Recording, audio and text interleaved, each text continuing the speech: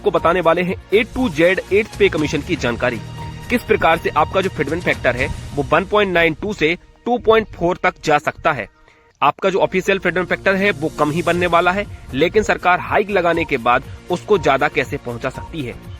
जो सभी यूनियन को लेकर एक बड़ी मीटिंग बुलाई गई थी, जो मीटिंग TRO में कुछ गलत पॉइंट थे उनको लेकर थी।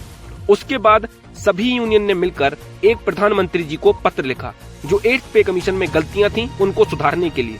उसके बाद अब जो CPC कमेटी है 8th पे कमीशन की, वो अपनी रिपोर्ट बनाकर यूनियन और JCM शिव गोपाल मिश्रा जी को सौंपने वाली है।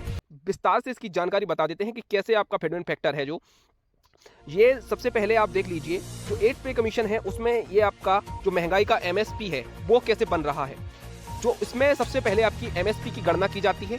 जो कर्मचारियों का, जो पेंशनरों का खर्च होता है मंथली, उसको एक कैलकुलेशन करके उसका MSP निकाला जाता है, जिससे कि ये पता चले कि फिटमेंट फैक्टर कितना लगाया जा सकता है और आपका फिटमेंट फैक्टर कितना बनेगा। क्योंकि इसी से आपकी बेसिक सैलरी खर्च होती है और उसी को आपकी मिनिमम और बेसिक सैलरी को डिवाइड करके आपका फिटमेंट फैक्टर निकाल लिया जाता है। तो आपका ये जो पूरा खर्चा है इस प्रकार से बैठ रहा है कि आपका जो राइस कितने लगने वाले हैं, पहले आपके राइस कितने लगते थे, उसके बाद आपकी दालें कितनी लगेंगी, आपकी दाल के प्राइस कितना बढ़ गया है, आपका जो ग्रीन वेजिटेबल सब्जियां हैं वो कितनी लग रही हैं, उसकी प्राइस कितनी बड़े हैं 7th पे कमीशन की 8th पे कमीशन आते आते।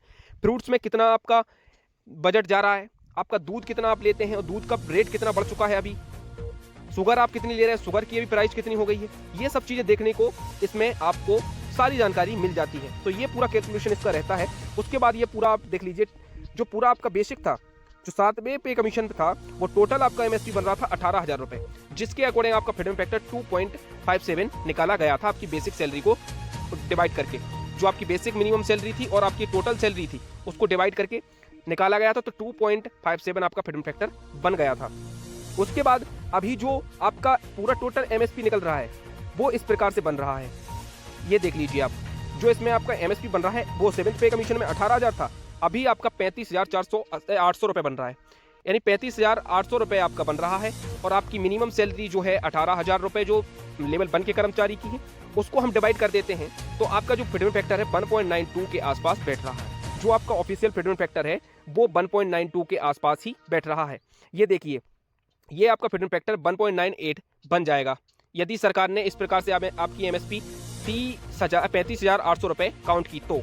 उसके बाद आपका जो डिवाइड इसको किया जाएगा, जो आपकी MSP है वो 35,800 रुपए निकली, आपका बेसिक 18,000 रुपए हो गया, उसको डिवाइड किया तब जाकर आपका फिटमेंट फैक्टर 1.98 के आसपास पहुंचा।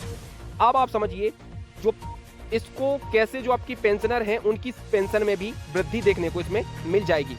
जो पुरानी MSP थी और नई MSP है उसमें बहुत जमीन आसमान का फर्क हो गया है, और जो पहले 18,000 था आपका खर्चा, अब वो 35,000 तक पहुंच चुका है। तो अब उसमें फैमिली यूनिट 3 काउंट की जा रही थी, इसमें फैमिली यूनिट 3.6 काउंट करने की मांग हो रही है। तो अब इस प्रकार से आपका फिटमेंट फैक्टर जो 1.98 के आसपास ऑफिशियल बन रहा है। लेकिन जब इसको सरकार हाइक लगाएगी, अब हाइक कैसे लगाएगी सरकार, हाइक लगाना बहुत ही जरूरी होता है जब आपकी सैलरी में गणना की जाती है। तो ये देखिए, इसको हम इस प्रकार से कैलकुलेशन करते हैं 8th पे कमीशन का फिटमेंट फैक्टर कैसे बनता है। आपका जो समझ लीजिए 1 जनवरी 2026 तक आपका DA 61% पहुंचा, तो 61% आपका DA पहुंचा, और जो वर्तमान में आपका 58% है वो 1 जनवरी 2026 से 61% तक पहुंच सकता है। तो आपका फिटमेंट फैक्टर हमने 1.61 का फिटमेंट फैक्टर 161 मान लिया, 1.61 मान लिया। उसमें यदि सरकार हाइक लगाती है 20% तो जाकर आपका फिटमेंट फैक्टर 1.92 बनेगा, और यदि सरकार ने फिटमेंट फैक्टर 30 लगाया तो आपका फिटमेंट फैक्टर 2.09 बनेगा, और 50 लगाया हाइक तब जाकर आपका फिटमेंट फैक्टर 2.41 बनने वाला है। हाइक लगाना बहुत ही जरूरी होता है क्योंकि सरकार महंगाई का आकलन करते हुए एक हाइक देती है, जिससे कि आपकी जो बेसिक सैलरी है वो काउंटिंग करने में आसानी हो जाती है। जैसे कि आप ये देख लीजिए, जो 6th पे कमीशन था उसमें आपकी जो बेसिक सैलरी थी वो 5200 रुपए थी, और जो आपका ग्रेड पे था वो 1800 रुपए था। उसके बाद जो टोटल DA 125% था उसको मर्ज कर दिया, तो वो आपकी बेसिक सैलरी टोटल बन गई 8,750 रुपए। तो इसके बाद जब आपका टोटल बेसिक जो बनता है उस 15,750 रुपए पहुंचा, उसके बाद इसमें क्या किया, आपका फिटमेंट फैक्टर 2.25 लगाया गया था जो 6th पे कमीशन था। तब जाकर आपकी जो सैलरी थी वो कहीं 15,750 रुपए तक हो जाती थी। अब इसके बाद जो फिटमेंट फैक्टर है वो 7th पे कमीशन में 2.57 लगाया गया, जिससे कि आपकी सैलरी 18,000 के पार आ चुकी है। अब इसमें जो गणना की जाती है, सरकार ने हाइक इसमें 14.28 का लगाया था। जो पहले 6th पे कमीशन था उसमें 14.3% का हाइक लगाया और 7th पे कमीशन में 14.28 का हाइक लगाया। तो अब ये सरकार से उम्मीद है कि सरकार 8th पे कमीशन में जो हाइक रहेगी वो 50 से 60% तक दे सकती है। अगर 50 से 60% तक हाइक देगी तभी आपका फिटमेंट फैक्टर 2.41 से 2.57 के पार जा सकता है, नहीं तो आपका फिटमेंट फैक्टर 1.9 के आसपास ही रहने वाला है। तो ये अभी का ये काउंटिंग का जो कैलकुलेशन है, इस प्रकार से आपका एमएसपी निकल रहा है, जो 35,580 रुपये निकल रहा है। जो पहले का एमएसपी था वो 18,000 रुपये था, जिससे आपका फिटमेंट फैक्टर अब बनेगा 1.98, लेकिन हाइक लगाने के बाद आपका फिटमेंट फैक्टर आगे जाने वाला है। अब आप समझ, एमएसपी पूरा निकाला गया है।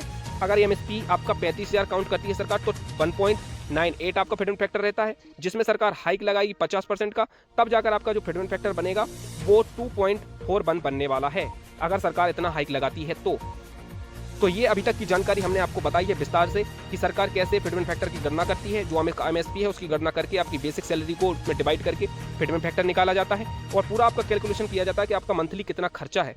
उसके बाद आपका फिटमेंट फैक्टर निकाला जाता है। जो आपका 2007 पे कमीशन था उसमें आपका जो मंथली खर्चा था वो इस प्रकार था 17,992 रुपये, तो उससे 2.57 फिटमेंट फैक्टर बनाया गया था। वहीं 6th पे कमीशन में सरकार ने हाइक दिया था 14.2% का और 7th पे कमीशन में हाइक दिया था 14.28% का। तो अब कर्मचारियों को उम्मीद है कि सरकार इस बार हाइक कुछ ज्यादा लगा सकती है। पीसी का काम शुरू हो गया है तेजी से जेसीएम के द्वारा। क्या है इसका पूरा मामला? 15 तारीख को हुई जेसीएम की मीटिंग। जैसा कि आपको पता था कि 3 नवंबर को सबसे पहले सीपीसी कमेटी ने एक टीआरओ जारी किया, उसके बाद 15 नवंबर को जीसीएम ने अपनी मीटिंग बुलाई, उसमें सभी यूनियन शामिल थे। मीटिंग के एक बड़ा मुद्दा उठा जो कि टीआरओ से लेकर था, टर्म ऑफ रेफरेंस। पेंशनरों की जो रिवाइज करने वाले 8 सीपीसी के अनुसार सरकार के अनुरोध किया गया कि 8 सीपीसी में टीआरओ में शामिल किया जाए।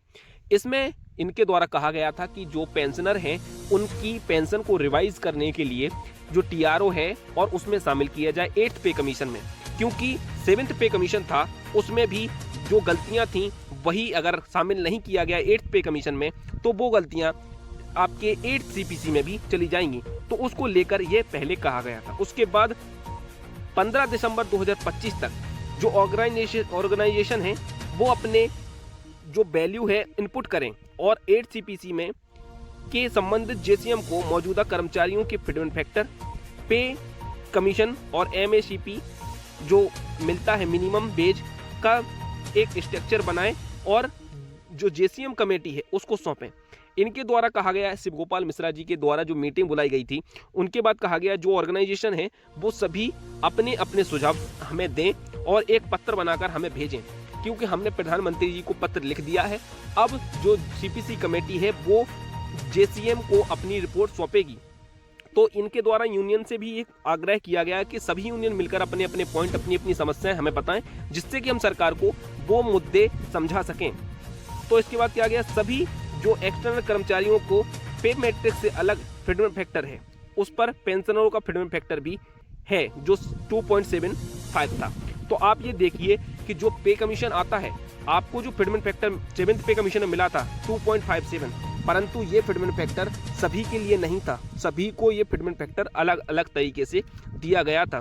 2.57 फिटमेंट फैक्टर 7th पे कमीशन में था, तो इसमें जो लेवल 1 से लेवल 5 तक के कर्मचारी हैं उनको फिटमेंट फैक्टर 2.57 दिया गया था और जो लेवल 6 से लेवल 9 तक के कर्मचारी हैं उनको फिटमेंट फैक्टर 2.62 दिया गया था और जो लेवल 10 से 12 तक के कर्मचारी हैं उसको फिटमेंट फैक्टर 2.67 दिया गया था। तो आप ये देखिए लेवल जो 13 है उसको 2.57 दिया गया था, लेवल 13A को 2.67 दिया गया था और लेवल 14 से 16 तक के कर्मचारियों को फिटमेंट फैक्टर 2.72 दिया गया था।